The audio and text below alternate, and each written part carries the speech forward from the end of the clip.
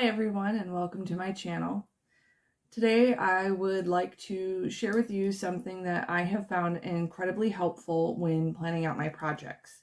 So it took me a while to find a method that worked, but once I found it, this is what I have used to be able to plan everything. So today I'm going to share with you this method that I have found to figure out what you need for your stitch and row count. And I have this fancy little worksheet that I will have a Google Docs link down in the description below, so that way you can print this out and use for your projects moving forward in the future. That you will need to make save a copy of it to your computer or to your own Google Docs. You will not be able to edit the document that you open up from the link, so you will have to make a save a copy of that to work from. But you should be able to print it out just fine. So let's grab your hooks and your yarn and let's get started.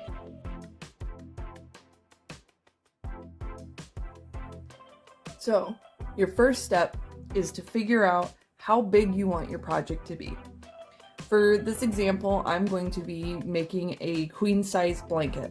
So I want a blanket that's going to be big enough that it will fit over my bed as like a duvet.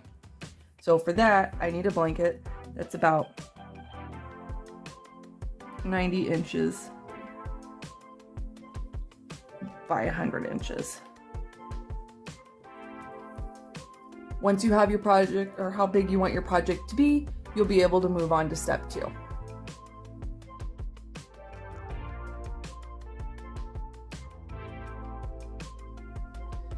Step 2, you need to make a swatch that is about 5 by 5. So 5 inches by 5 inches.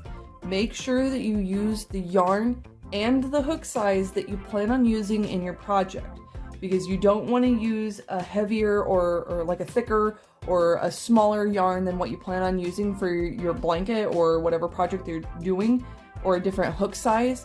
And if you were to use a hook or a yarn that's not what you plan on using in your project, you're going to end up with numbers that don't match for what you're actually trying to accomplish. So it's very important that you use the yarn and the hook size that you want to use for your project in making this swatch.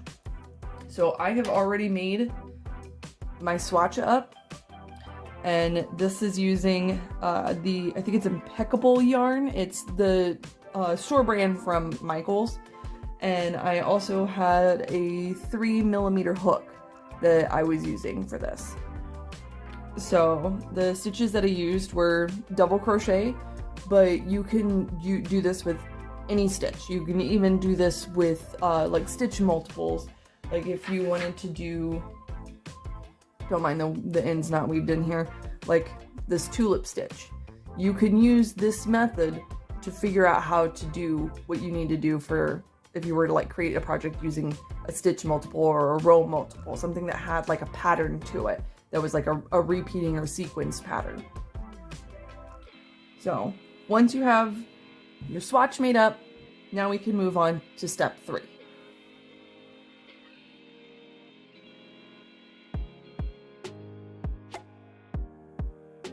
For step number 3, you are going to need a measuring tool of some sort. I would recommend like a fabric ruler, just because they're easy and you can compact them up really well. So you want to make sure that when you go to measure your swatch, that you are also including half stitches and half rows, or partial stitches, partial rows, because you want to make sure that you have the most accurate count possible.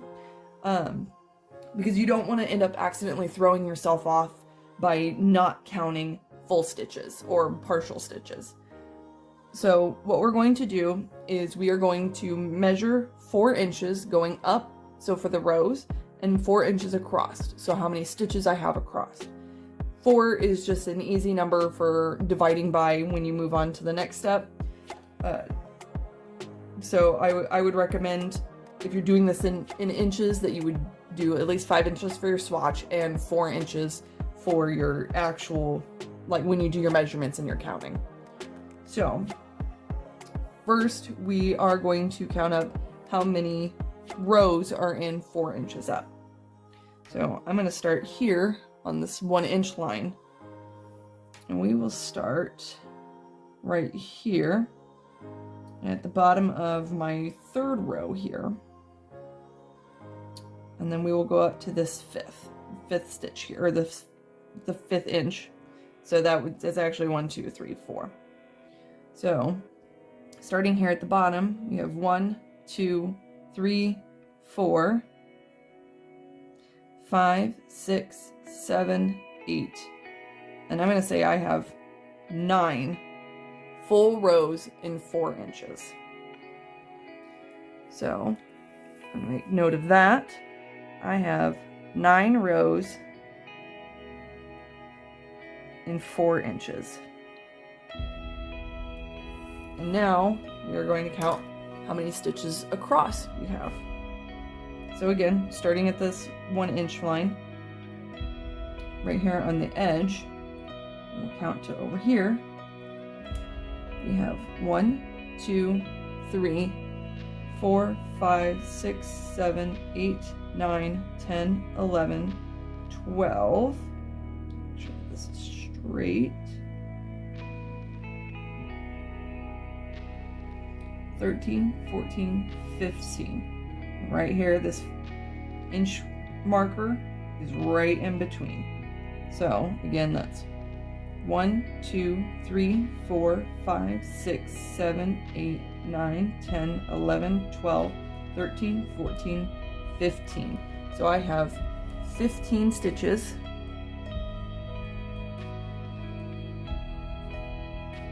in 4 inches. Once you have that figured out, we can move on to step number 4.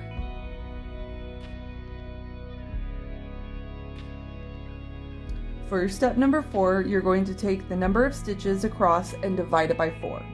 So I have 15 stitches and I need to divide it by 4. So just to make this quick, we will do on my calculator 15 divided by 4. That gives us 3.75 stitches per inch.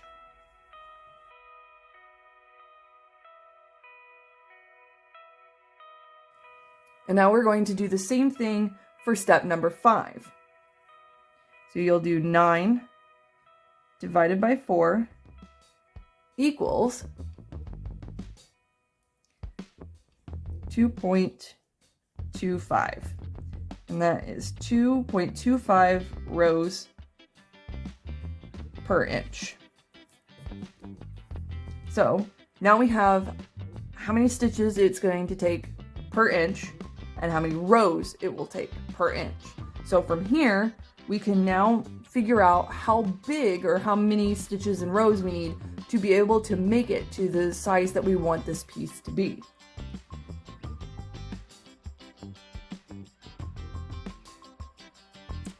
So, step number 6, you're going to take your stitches per inch and multiply that by how wide you want your piece to be. This is how many stitches you're going to need across the entire project. So, I have 3.75 inches or stitches per inch, and I will multiply that by 90.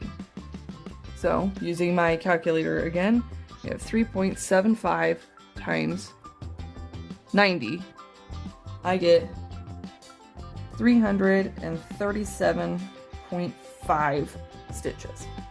Well, there is where I was saying, you want to either round up or round down based on what numbers you get out here. So you can't do a half stitch in each round. So what you would want to do is either round up to 338 or round down to 337. And again, that comes down to personal preference, whether you want to do an even number or an odd number or whatever it is that you would feel more comfortable with doing. So just keep that in mind. If you come out with total stitches and it's a partial number, always round up or round down based on your personal preference. I would go up, but again, that's me. That's just how I like things.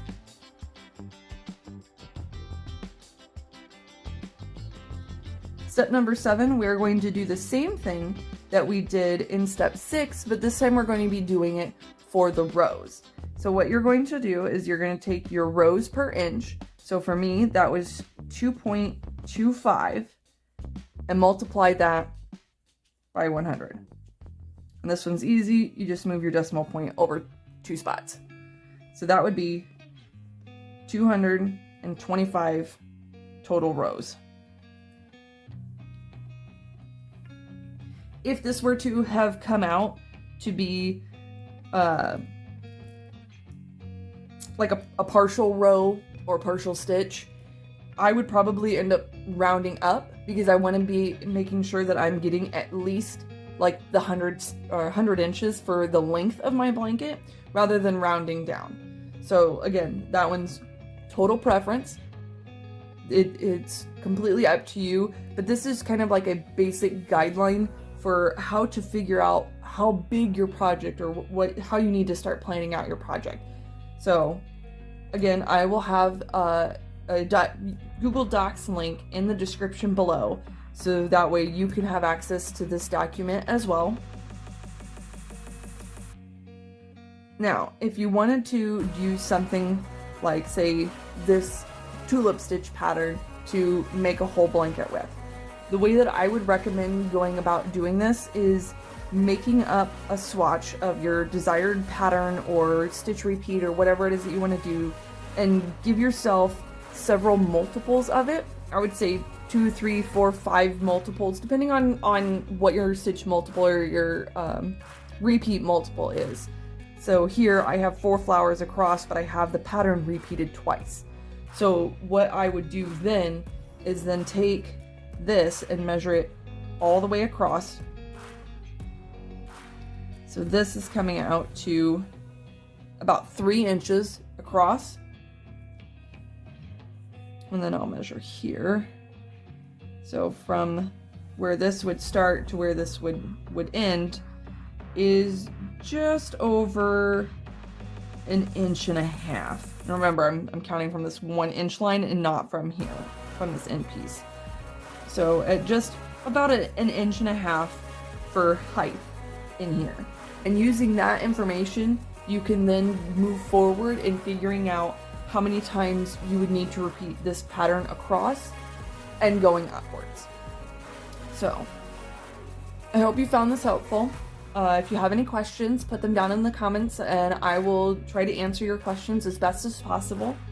And I'd say stay tuned for the next video, because in the next one I'm going to teach you how to figure out how much yarn that you would need for a project using the information from this worksheet. And I will have a fancy little other worksheet for you that's, again, super simple. I'm not a math person. This is as easy as it gets. So stay tuned and I'll see you in the next video. Thanks!